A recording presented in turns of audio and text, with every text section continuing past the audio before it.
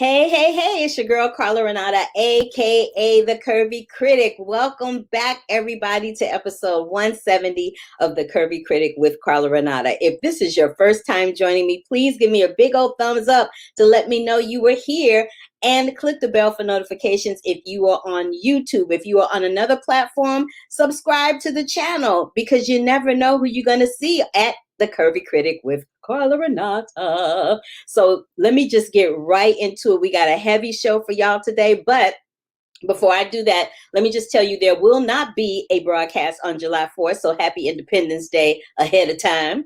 And we're going to do some things here that are going to prep you for that. So let me just get right into it. I always start with how my week was the week before. And then I always give a shout out to my faithfuls that always come through here that are Michael B., Brandon, and Kenneth. So thank you, because I know y'all are in the house.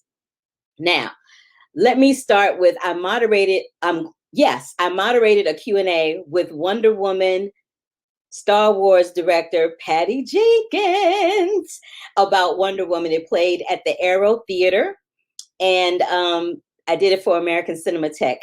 Awesome sauce. That's all I'm going to say about that. I also moderated a Q&A. I'm part of this Q&A series for the Bentonville Film Festival, where they do, I think it's Motivational Mondays or Movie Mondays.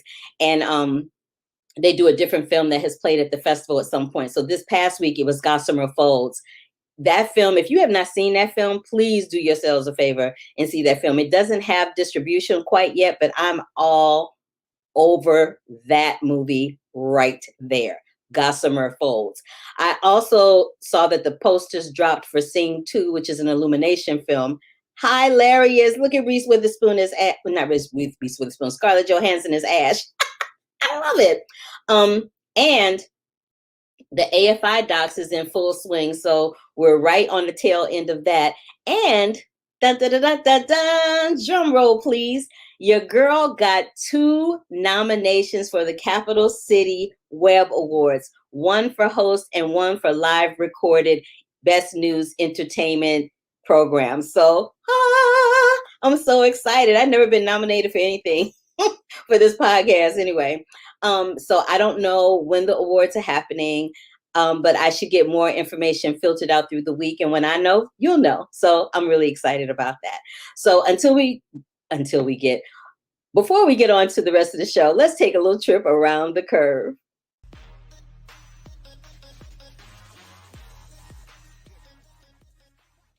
Academy Board of Governors is presenting honorary Oscars to Samuel L. Jackson, Elaine May, and Liv Ullmann, with the Jean Hersholt Humanitarian Award going to Danny Glover. As the Tribeca Film Festival wrapped this week, Ferguson Rises was given an Audience Award, along with Catch the Fair One, Blind Ambition, Venus as a Boy, and Aha, the Movie. ABFF and IMDb are airing House Party Cast Reunion on June 29th at 3 p.m. Pacific, 6 Eastern, and celebrating John Singleton and online screenings of Baby Boy and Boys in the Hood. Watch all of them for free on ABFFplay.com. Wanda Sykes, right off the heels of a season 2 pickup of Netflix's The Upshaws, has been tapped for a recurring role in season 5 of The Good Fight on Paramount+. The Peabody Awards revealed its complete list of winners, which includes the Steve McQueen 5-film anthology Small Acts on HBO, I May Destroy You, Guatemalan folk horror movie La Llorona, documentaries Collective on HBO, Immigration Nation on Netflix, and Crip Camp on Netflix.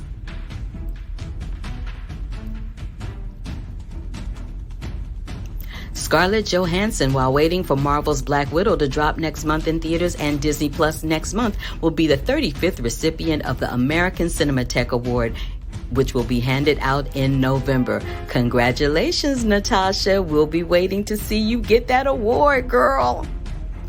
Disney also has found its Snow White in the live-action remake of Snow White and the Seven Dwarfs with West Side Story star Rachel Ziegler. Production begins in 2022. Cannes 2021 made history with an all-female jury for the first time ever. And in a major deal at Cannes, MGM has landed global distribution rights to Zoe Kravitz's directorial debut, Pussy Island, starring Channing Tatum and Naomi Ackie. Transformers: Rise of the Beast, directed by Stephen Caple Jr. and starring Anthony Ramos and Dominique Fishback, arrives in theaters June 2022. And building on the success of the first film, Boss Baby Family Business is in theaters and Peacock on July 2nd. Matthew Robinson will pen the Patty Jenkins upcoming Star Wars movie, Rogue Squadron. Looking forward to this one. Get it, Wonder Woman. Marcia Gay Harden, Kyle MacLachlan, and Roy Wood Jr. are joining John Hamm in the Miramax movie Confess Fletch. HBO Max is developing a series based on Madam X, the DC Comics character otherwise known as Madam Xanadu, from writer and executive producer Angela Robinson. In a minor shuffle of its fall film calendar, Warner Brothers has moved Dune back 3 weeks to now open in late October. Birdcage rounds out Pride Month in select theaters now through June 30th. Go to fathomevents.com for more. And Your Girl was nominated for the Best News Entertainment Series host for live recorded series for the 2021 Capital City Web Awards. Yay! And that is it for Around the Curve. I didn't quite get that edit right, but oh well, y'all got the point. I'm still excited about it. All right, let me get right into it. There is a film that not a film, but like I said, the AFI docs is in full swing. I saw a few films. Let me get into one of them, which is called President, which deals with the Zimbabwe Election Council and them kind of tainting the results so that the old president would get reelected. They had shenanigans, and I thought it was bad over here with Trump when Biden was trying to get elected. Honey, Trump don't have nothing on the Zimbabweans. It was pure comedy. But I feel bad for the Zimbabwean people because they did not end up getting their winner. But it was just really interesting. Honestly, I thought that those kind of shenanigans were only happening here. So it was almost refreshing to see that it happened someplace else. Another film that I saw is called The One and Only Dick Gregory. Dick Gregory, before there was Richard Pryor, before there was a Paul Mooney, there was a Dick Gregory. And I think Paul Mooney and Richard Pryor and Dick Gregory, they all kind of started at the same time in the 60s. But Dick Gregory was that dude that really kind of went there. He was not politician. He was an activist. He was a comedian, and he was a health guru. He had these things called the Bahamian shake diet. I actually remember buying those, and I remember back in the day it was like $19.99. So I went online to see how much it costs now. It's like over $50.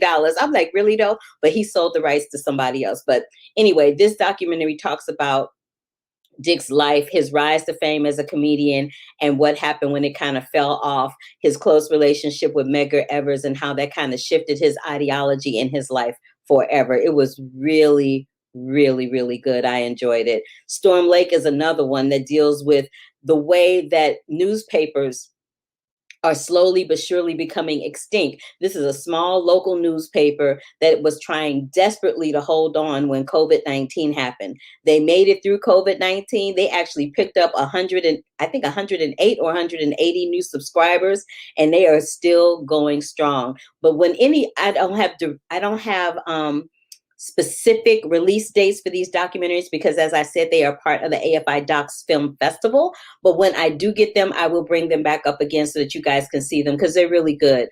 And last but not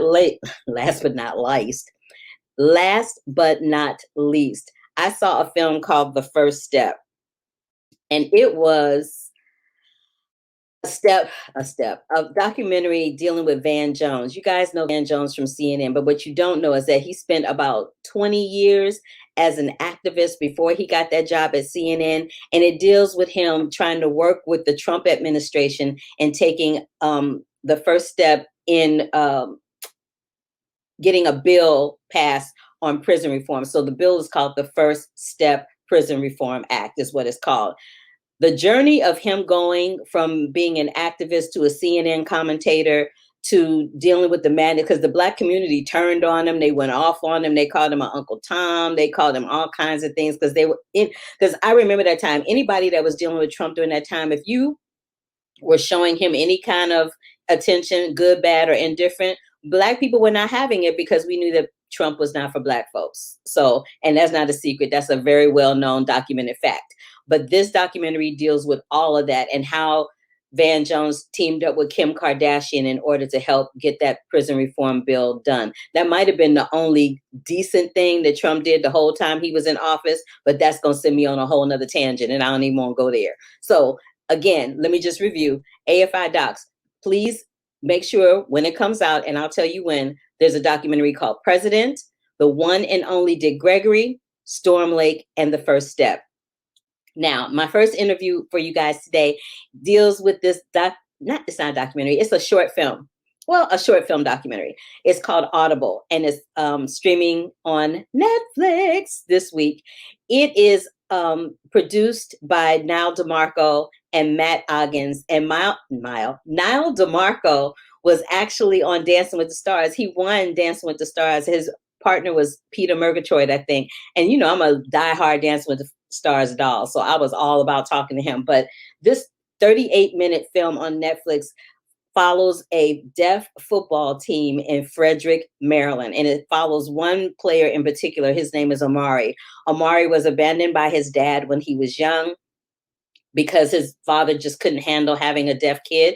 And let me just add that Amari is Black. So, you know, the percentage of Black fathers who don't step up to the plate for their children the percentage is extremely high. But then when you add the child being deaf to it and the mom being a single mom, that's like a whole nother situation. And Amari is the only person in his family who is deaf. So oftentimes he feels like he's on an island by himself because people are talking and doing their thing around him, but he can't hear them. Even though he has a cochlear implant, we've learned that with cochlear implants, you can hear, but not as clearly as you could if you just, you know, didn't have the issue with being deaf. So we talked about, you know, being bullied by the deaf community. We talked about Audible. We talked about Gallaudet College, which was around the corner from Howard University. We talk about a bunch of things. So take a look and a listen to this interview with Nyle DiMarco and Matt Oggins talking about Audible.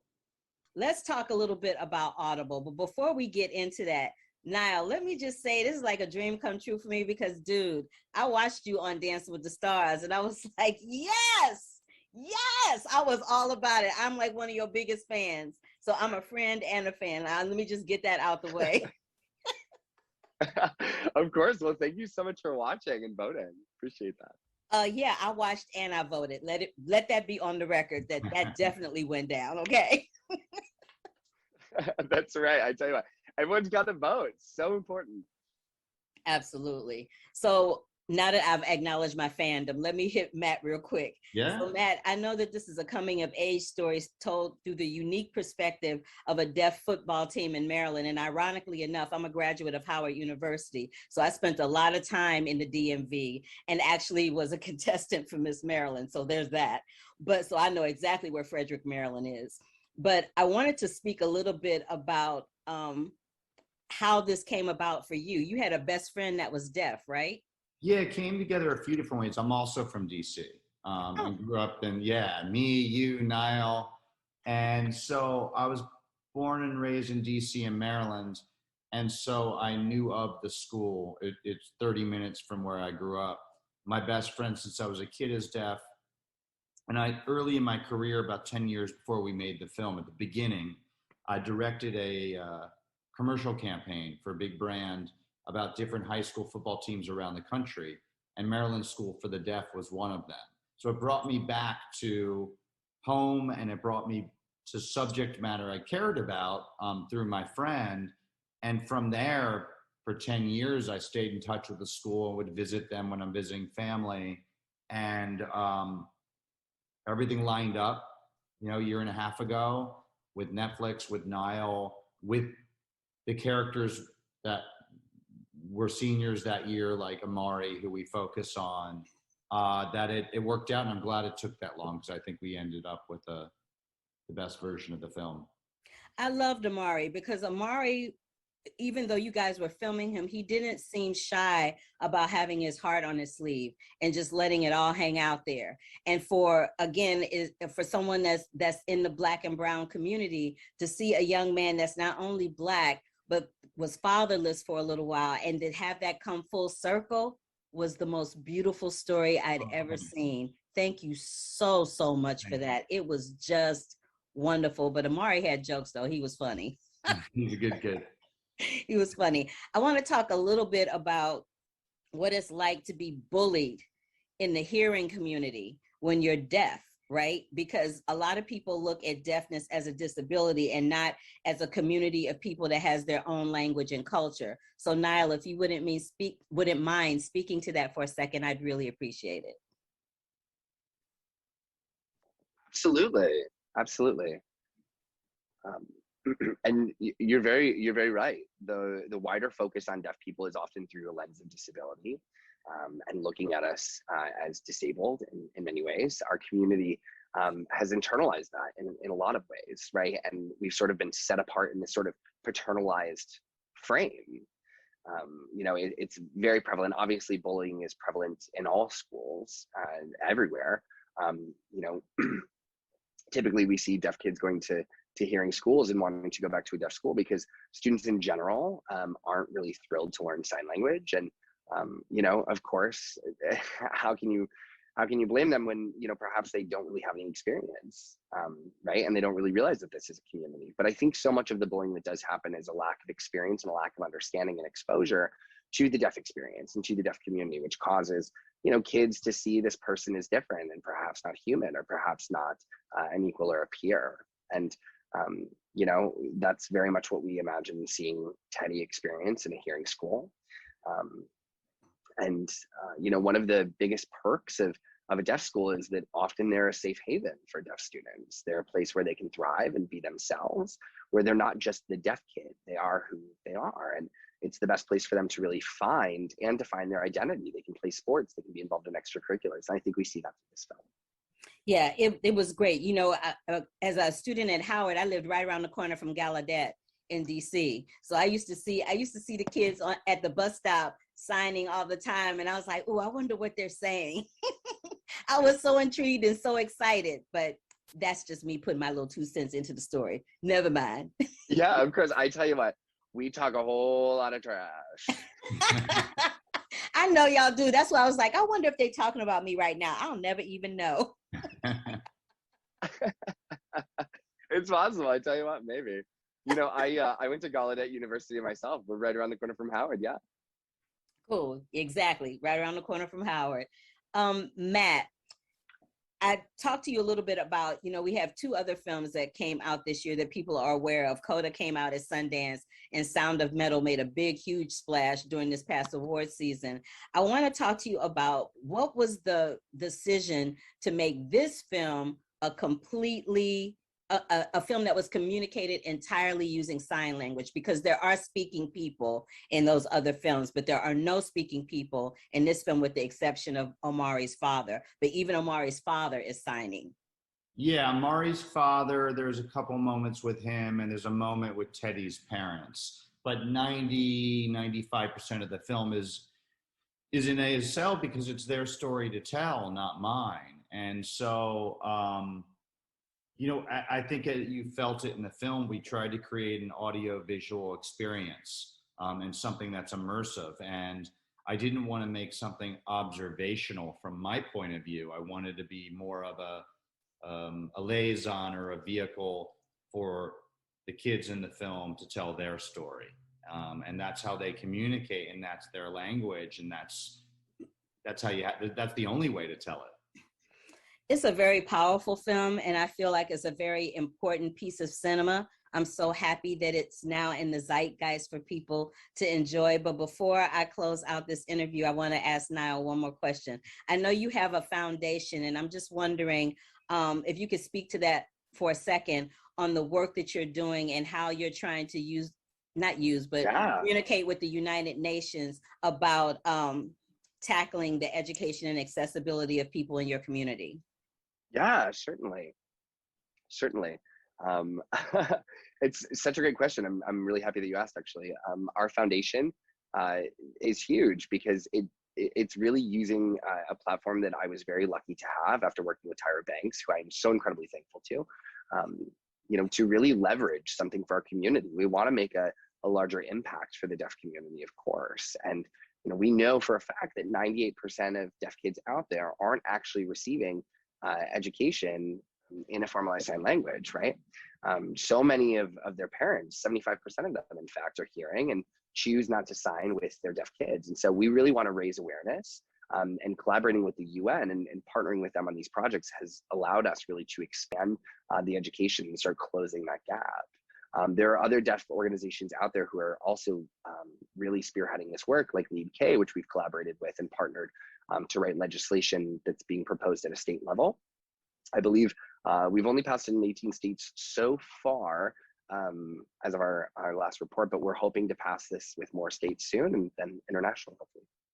That's wonderful. Y'all are doing some nice, groundbreaking, beautiful work. Thank you so much for what you're doing for your community. I know it's not going to go unrewarded. So thank you for sharing that. Yeah, my pleasure. Well, both of you guys, I just want to tell you before I go that, discrimination is everywhere. It's how you choose to react to it that makes the difference. And this is a really powerful film because it shows you that having to constantly be challenged and prove that because you're unique, that you deserve to be a viable part of society in this world doesn't go without its trials and tribulations. But you all showed through Audible that it can come out with rainbows and skittles all the way around. I love it. Thank you.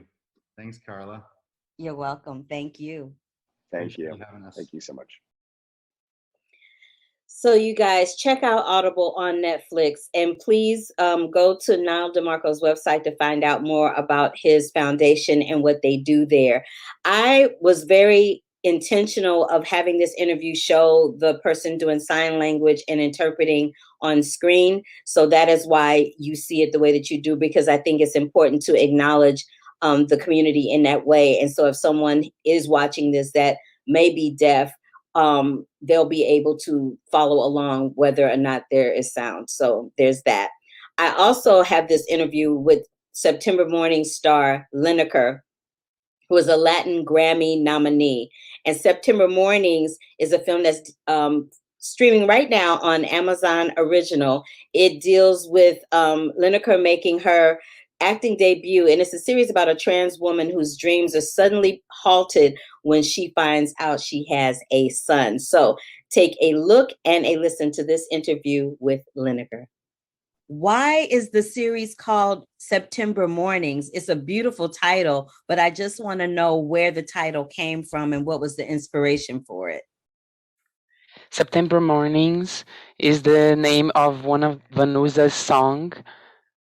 This voicing Cassandra's conscience, this singer that inspires her in her life. In September Mornings has lyrics that talks about livinghood and hope and strength of identity and independence. And that's why this series is called like that. No problem. I saw the lyrics on the screen to the song, and I figured that there was a tie-in. So I couldn't wait to talk to you so I could ask you that first out the gate. I love the fact that Cassandra has this whole well-rounded life. And I think that, I think Pose has probably really opened up the doors for these types of stories to be told in the mainstream media. And I was wondering how you're feeling about that, because I think we're seeing more and more and more of these stories, and we're not seeing, transgender people being shown as sidekicks or, jokes, or they're being shown as fully fleshed out human beings with lives and feelings and relationships. And I just wanted to get your thoughts on that as well. September Times, being the Amazon Prime original, being in Brazil, a very transphobic country, extremely racist. We Black people being more than 50 part of the population, 50%. We as Brazilian people are in a mismanagement of political in Brazil. This misgovernment that makes our bodies all the time be erased and violated in this society that believes in that. It's very important to bring hope with such a complex series in the subjects, but also so whole. All the characters are so round with a lot of layers. they're not only the gender identity, they're complex. They have love, they have romance, they have a home. She has a family structure, she has a job, a life. I think that September mornings mostly, even more a series that is going to be in 240 countries and Brazilian. I think it's very important to us, we that survive every day in this country, being who we are. Thank you for sharing that, because I'm not Brazilian, and so it's important for me to understand how being transgender is perceived in other countries, because my only scope and point of view is here in America. So thank you so much for sharing that with me. I also wanted to talk about the fact you brought up hope a couple of times now. We see hope in all kinds of different forms in September mornings. We see hope from Cassandra. We see hope from Letty. We see hope from her son. And I just wanted to talk about how you guys are addressing the whole issue with Letty being homeless and having a child, and Cassandra finally letting her guard down, as we see in the last episode, that she's like trying to get behind this child and support him, even though Letty's kind of, funky about it. Lady comes out of the past and calling her in the name that she isn't anymore. The child looking for a father. Maybe if Lady called her by Cassandra, the child looking for a mom, maybe she would be more open. But the reality isn't that. She's building up her present and her future for the first time after 30 years, having her first house and affection, and then these people come invading her place. It's not enough. The world always invading our trajectories. When we can resist, the past comes and overcome it all. So I defend Cassandra in the way that she wants to be legit in the way she is today, and she wants to be respected. This point of having a home, a history, the construction of her future that maybe she didn't even thought about is very legit. So it's obvious she won't accept in the best way when this past comes out of nothing. But at the same way, it's important to realize she's hard, but she's not cold. As the time goes by, she bonds with the child, and she breaks her shield and opens her heart. Yeah, I loved watching that whole trajectory play out. It was beautiful. I also in this last question, I wanted to talk to you about the importance of infusing music into the story, because Cassandra reverts to the music when things get a little tough, get a little crazy for her. She reverts to that music. And as an artist, how important was it for you to have this be part of your character? I think our connection through music is very beautiful because we both connect with music to exist. I think Cassandra connects to dream, and I connect with music to vibrate in life, to exist in places most of the times we're not allowed to be. So it's very important to me to search how Cassandra sings, how she um, is on stage, how she identifies, and how Cassandra brought me a lot of stuff as an artist that has my own career as a singer. I love it. I love everything about it. I love you. And I'm going to say this in Espanol, just to close it out. Gracias, mi amor. Gracias a ti, cariño. Muchas gracias. Un placer hablar contigo. Qué lindo. Gracias. Great. Thank you so much. I love Liniker. Liniker is the jam. September Mornings is on Amazon Originals. It is streaming right now, you guys, and you're gonna love it. It's a different kind of show, but it's really, really interesting to watch. All right, so what else did I want to tell y'all? Oh, I wanted to tell you about these two films, Zola, which I've talked about before. I saw it at the Sundance Film Festival a while ago. It is coming out on June 30th. June 30th, y'all. It's coming out. It is written and directed by Janisa Bravo. It's based on a series of tweets by Azia King and an article that was written by David Kushner. And it deals with this stripper named Zola who goes on this wild road trip to Florida.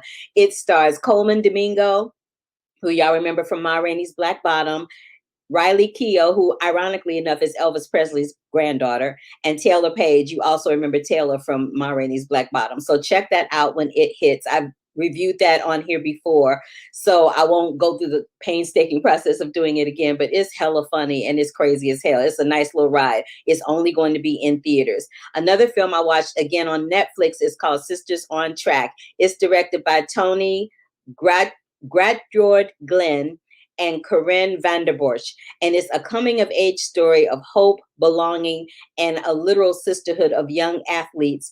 It deals around the Shepherd sisters, Ty, Rain, and Brooke. They were featured on The View. I remember these little girls when they were on The View, and it shows how when you're little, you have one goal, but then as you get older, you get into the preteens, things get a little funky. But these young ladies were homeless with their mom. Their dad wasn't around. Their older brother had been killed, and Tyler Perry paid their rent for like 2 years, I think. So it was nice to see that Mr. Perry put them on the track to getting themselves settled. Their mom has a job now. She works at a hospital. And I think only one of the young ladies is really sticking with track. But check it out. It's called Sisters on Track, and it is on Netflix. Now, I was going to show my interview with Julie Cohen, but I think I'm going to save Julie for next week. And I'm going to go ahead and skip to this interview that I have, because this one, well, Julie's film, My Name is Polly Murray, is playing during the AFI Docs Festival. So I can just show y'all that when we come back on July 11th. I will also show you this one that is playing at the AFI Docs Festival. It premiered on Friday. It's called We the People. It is produced by H.E.R Productions, which is the Michelle and Barack Obama production company, in accordance with a plethora of directors, a plethora of musical artists, including H.E.R.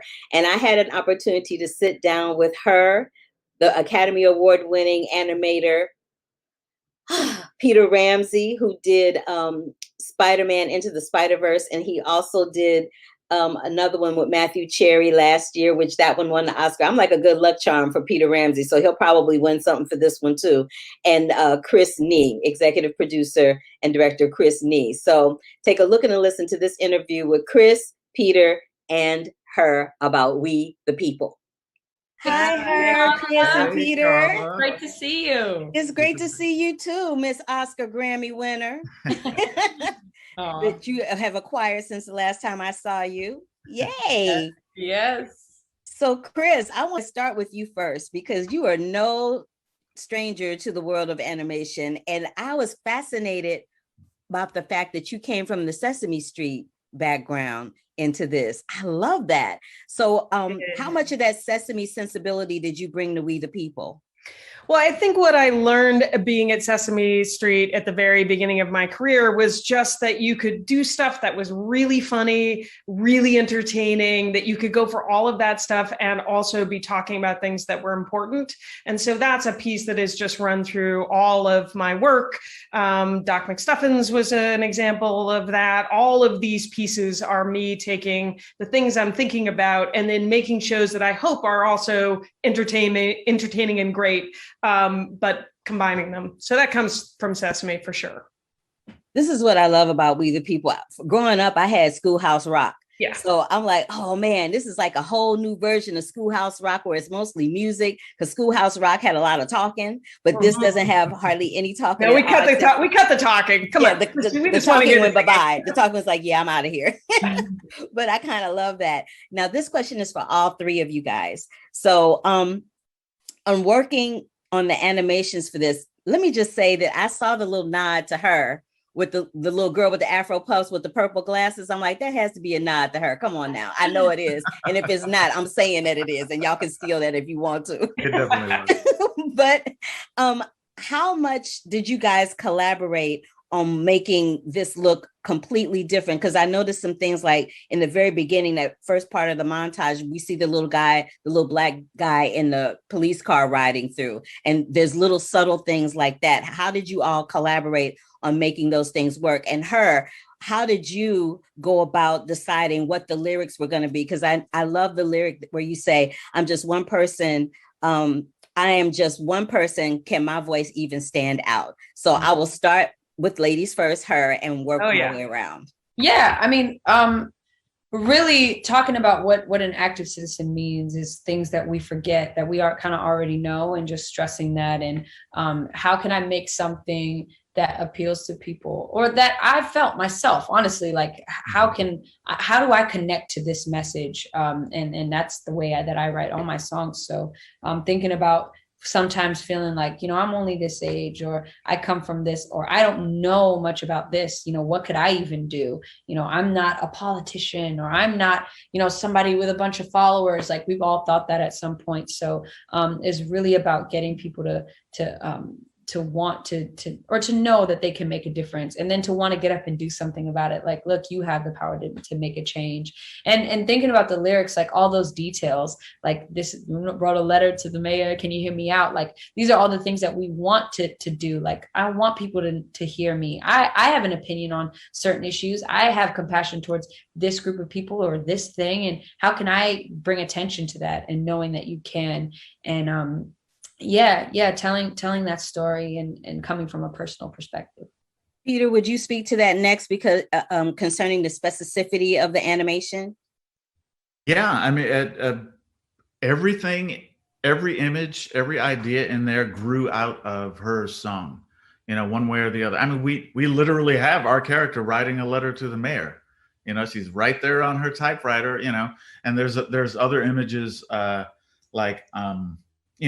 there's a whole thing that's almost the center of our piece, is this tree that grows, that came from the line about planting trees and recycling, which is like a great metaphor for, starting something with a small idea that grows into something big, and then it passes on to a whole nother generation. So really when I heard the song, it was like, oh man, it's all here. And the best thing about it was, as H.E.R says, it comes out of a very personal perspective.